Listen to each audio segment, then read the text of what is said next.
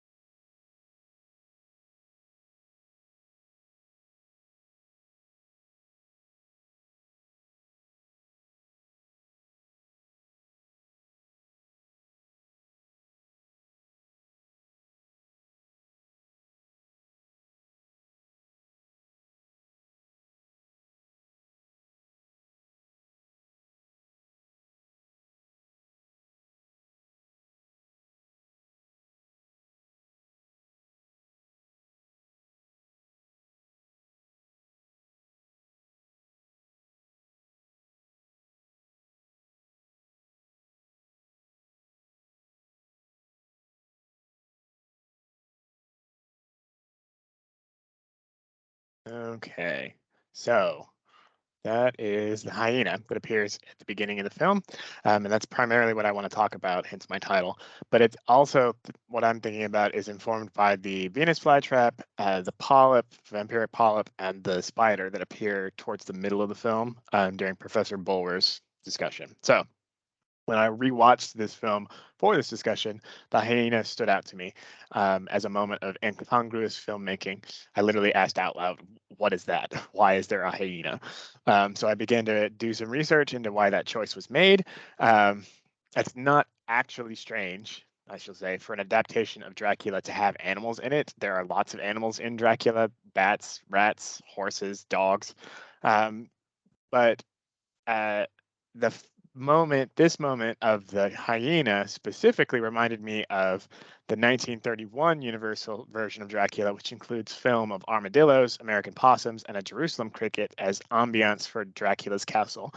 These are nocturnal creatures roughly native to, or at least available near, the California filming location, who enact in their own fashion a kind of animal vampirism that might well be among those meaner things that Dracula is able to control, as Van Helsing claims in the novel, especially if we assume that his list is not exhaustive. So Van Helsing talks about the rat, the owl, the bat, the moth, the fox, and the wolf.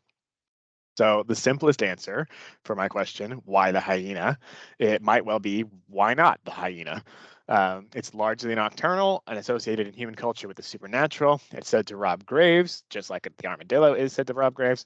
One species plays dead when attacked by lions. One species is a scavenger, noted at least since the 4th century BC as a corpse eater. Another species eats insects almost exclusively. And strikingly, in terms of Dracula discussions, they have at times been considered hermaphroditic, changing sexes between mating seasons. Combined with these other images of the different orders of the vampire, i.e., the Venus flytrap as a vegetable, the polyp as the microscopic, and the spider as the arachnid/insect kingdom, we can think of the hyena as of a piece with the way that F.W.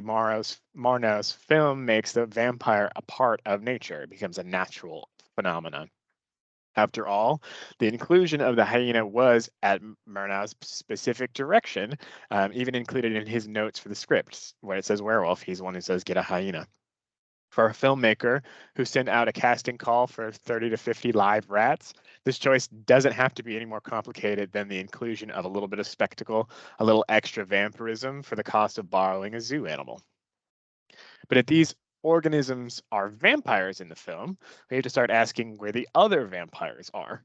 In adapting Stoker's work to the screen, Nosferatu dispenses with a great deal of the plot and characters. Thus, there is no Lucy in this version. The brides are missing. Nina, our Mina figure, is never half turned by Orlok, only to return to human at the end. So it's here worth pointing out the hyena is actually playing a werewolf in this version, not a vampire, which is a supernatural creature that doesn't actually exist in the novel, although some people have argued that Dracula is a werewolf in some form. Um, so while the novel Dracula is full of animals and other living things, the animals that it and the film share are really just the horses and the rats. They don't share anything else. The hyena is functionally taking the place of the wolves that Jonathan encounters in Transylvania and is disturbing the domesticated horses with its ferocity, an element that's pulled from the novel and that is replicated in the undercranked film of Orlok driving horses later in the film. So the horses in Dracula novel are afraid of vampires just like these horses are. But the hyena as werewolf isn't just standing in for Orlok here. It and the other vampire organisms can be thought of as replacing the vampiric women who do not otherwise appear. The spider and the Venus flytrap have classical feminine connotations, whereas the polyp is resolutely agender. The hyena, however, is a symbol of hermaphrodism. In his essay, Hyena Trouble, Alan Bevel notes that the hyena is an unsublime, queer animal that disturbs fundamental categories of nature, politics, gender, and sexuality. Such a description might well be applied to the transformed Lucy, whose metamorphoses in the novel shake the foundation of the empirically and ideologically guided men who surround her. Likewise, Michel Foucault notes how the ancient belief that hyena alternates sexes from year to year was rejected by naturalists after Aristotle, but resurrected in metaphorical usage of the animal in Christian theology. Rather than transforming between the sexes, the hyena instead became a symbol of wanton sexual overindulgence in response to the, and this is a quote from Foucault, excessive natural propensity for pleasure that characterizes the hyena. Nature has responded with an excessive anatomy that enables excessive relations, i.e., sexuality that's non-procreative. So hyenas have a lot of sex. These connotations of the hyena beyond the strictly vampire adjacent ones of corpse chewing and so on have to recall for us the gender shifting regime that is now a critical commonplace among Dracula scholars. When Lucy transforms into a vampire after Dracula has attacked her, there is the sense that she stops being the naive and girlish figure who attracted Seward Quincy and Arthur in the beginning, and she becomes a penetrating creature of the night, the Bloofer lady who is at once the sexually adventurous prostitute and the devourer of children. So, bingo, please don't eat my baby. Um, her intense desire for sex as a proper Victorian woman, that is, her desire to marry multiple men and the subsequent polyamory embedded in the blood transfusions that Van Helsing points out, point toward a reading of overindulgence and copulation that cannot ever produce children. The hyena is then as oversexed as Lucy had been in the novel, and thus we might understand the inclusion of the hyena as a filmic exorcism of the erotic elements of the novel.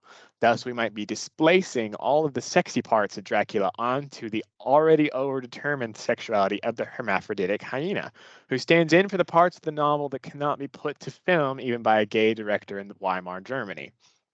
The figure of the hyena, far from being alien to the text in this reading, actually takes onto itself all the parts of the original that we can't be allowed to see on film. And that's when I remembered, after I thought through this, that the premiere of the film actually occurred in the Berlin Zoological Garden. So yes, in the Marble Room as a legitimate film premiere, but in a zoo. And after the premiere, it dissolves or devolves into a ball, like craziness, surrounded by exotic animals. And then we remember that the other element of the film that is added to the story of the novel that's animalistic is the invasive plague brought about by the rats. Where the armadillo in the 1931 version is a native animal to the film's filming location, the hyena is not a native figure in the Carpathian Mountains where the film is set, or in Germany where the film was filmed. It is an exotic species not native to the area, much like the rats that Nosferatu brings with him. Its non-native status is undergirded by the fact that the hyena's non-native status is undergirded by the fact that it's playing the part of a werewolf. The non-native becomes the supernatural. The non-native becomes non-natural. Even the other vampire organisms have some claim to this non-native status. The Venus flytrap is only native to a small part of the eastern coast of North America, where it lives in particularly unhealthy soil. And though the polyp as a microscopic creature isn't particularly native to any one place, the section of film that it appears on was lifted from a scientific film of creatures through a microscope. The polyp is therefore of non-native film stock. These non-native organisms seem to be at odds with the invasive rats and the orlock and plague that insofar as they are still contained within the film. So the Venus flytrap can't live outside of its soil. The polyp is stuck in the little box and underneath the microscope. And the spider is not actually part of the lecture. It's a trapped in its own web in the insane asylum with Knock. The hyena might not be native to Germany, but we're watching the film premiere in a zoo with exotic animals behind bars. So we're watching the containment of the hyena as the film is premiering. These non-natives, therefore, don't seem to be invading in any real sense. The rats, by contrast, are spreading the plague. They become the miasmatic, ephemeral attributes of the novel's version of Dracula that are otherwise restricted to shadow play for Orlok. Nevertheless, they are in actuality local rats. They have more right to exist in this film than does the hyena or the flytrap or the vampire. And this is where I'd get to be my little speculative bit. The two previous answers, it's a vampire metaphor and it's actually about sex, are intuitive and fit within the Dracula critical discourse that I'm most familiar with. But there's something that I think the hyena reveals for us about the nature of the vampire that we're dealing with. If we expand our scope just a little bit more to consider all the animals within the film, we might remember that Nina is introduced playing with a cat, and that the vampire is destroyed by the crowing of a rooster. Domestic animals both, although in their own way slightly invasive. The cat is a classic enemy of the rats, although, of course, in Dracula, it's terriers that fulfill that role. And the rooster is explicitly within the film the enemy of the vampire. So, according to the vampire killing novel, you have to keep it, or killing book, you have to keep him awake until the cock crows. We might start asking this question: what does it mean for the animal vampire to be invasive? And this invasion is a really important part of what's happening in Dracula, but there's something else attached to the invasive animal that I think is interesting in the film that doesn't come through in the novel in quite the same way. A plant. So a vampire is a plant that needs to drink blood and sleep in its own unhallowed soil, like the Venus flytrap. It's a scavenger afraid of the sunlight who hangs around in graveyards, like the hyena. It's a plague of rats, perhaps able to hang around on the edges and adapt to the edges of the place that it finds itself, but not so much able to supplant native fauna in quite the same way. Maybe then the hyena represents the limits of possibility inherent in this liminal creature, the vampire. Maybe the hyena is sort of the edge of what is possible for the vampire to do. Maybe already by using the hyena as the vampiric stand-in, we tell the audience that the vampire is not going to be able to hang out here. Awesome. So thank you guys, and I'm ready for the Q&A.